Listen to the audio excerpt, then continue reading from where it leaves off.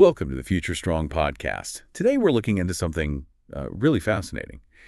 It's this observation that some of the biggest names in tech, they seem to raise their own kids quite differently when it comes to technology. Mm-hmm.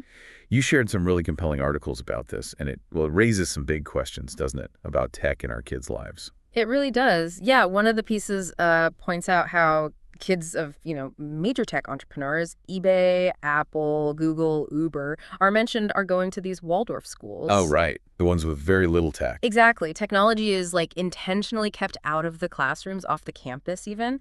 They focus much more on storytelling, hands-on stuff, play, using those methods to teach quite complex things. The goal being? Well, the idea is to develop really well-rounded kids, strong social skills, that sort of thing.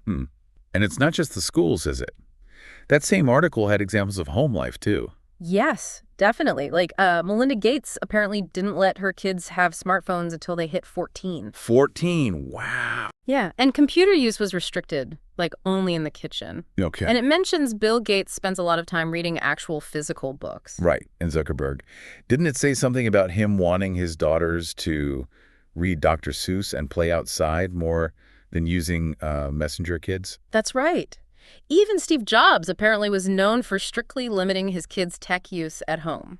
It really does seem like a pattern when you list it out like that. It does. And there was that pretty pointed quote in the article, something like, "The more money you can make out of the tech industry, the more you appear to shield your family from its effects." Oof.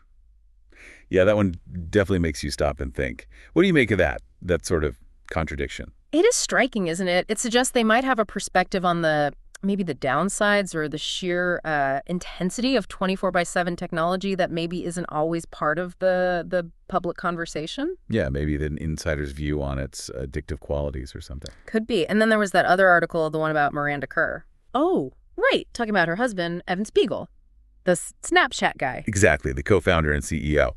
And she says he personally avoids screens at all times. Which, quite something considering his entire business is built on screens and social media. It really is.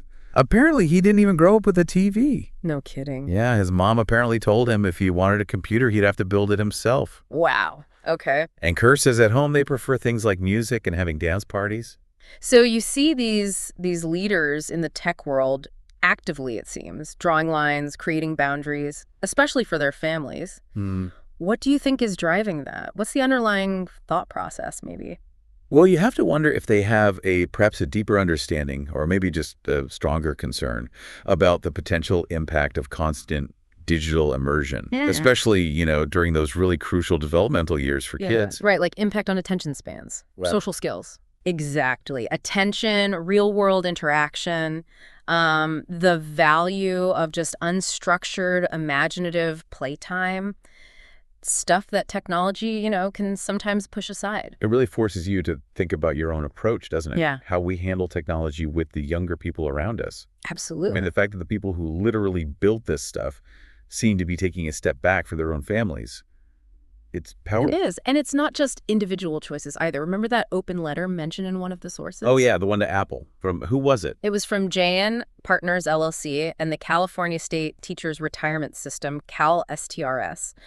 Back in January 2018. So major investors and educators. Precisely. And they were calling on Apple to actually research the effects of heavy screen time on child development. They were voicing serious concerns. So that takes it beyond just personal parenting philosophy. That's institutional concern. Definitely. It shows a much broader awareness, or at least questioning, of the potential issues at play. And then there was the Future Strong Academy article, the one by Rachana Nadella-Somayajula. Right. And her background was interesting, too, wasn't it? Yeah, former big data scientist. Her piece really emphasized this mission, this idea of cultivating kids who value themselves in their own time in a world just saturated with digital noise. Coming from a data science background, that perspective adds, another layer, doesn't it? Someone who understands the tech inside out, advocating for being mindful about it. It's quite compelling. So when you pull all these threads together, these anecdotes, the investor letters, the expert opinions, it leaves you with a pretty significant question, I think. Which is, are we, as a whole society, really getting our heads around the full implications of weaving technology so deeply and so quickly into our children's lives?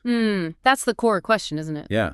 And what can we actually learn from the people shaping this digital world who seem to be choosing deliberately a different path for their own kids? It's definitely something worth thinking more about as we all navigate this. For sure. Something to keep exploring.